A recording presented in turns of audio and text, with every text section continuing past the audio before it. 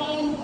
जनाबे सर, हाज़िर महफिल और मेरे अजीज साथियों, अस्सलामु अलैकुम।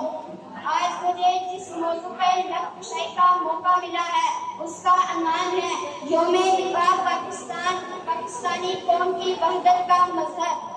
अपनी मट्टी से मोहब्बत की गवाही के लिए, अपनी मट्टी से मोहब्बत की गवाही के लिए हमने सरदाबे नजर को शफक लिखा था।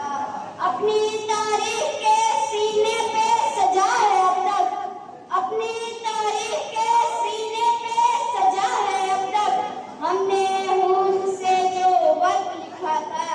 जनाबे सर, हर तरफ गोलियों की बौछार है, शोले उगलती तोपें, आग बरसाते जंगी जहाज। ये मंजर 6 सितंबर 1965 का है, जब भारतीय भीतर मेरे वतन अजीज पर हमला आवर हुए।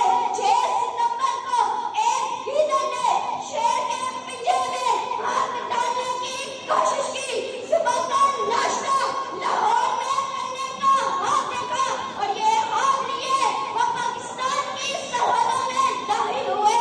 अरे नफर के अंदर का हयात था कि पाकिस्तानी फौज घोड़े भेजकर सो रही होगी, मगर वो शायद भूल गए थे शेर सोकर भी शेर होता है।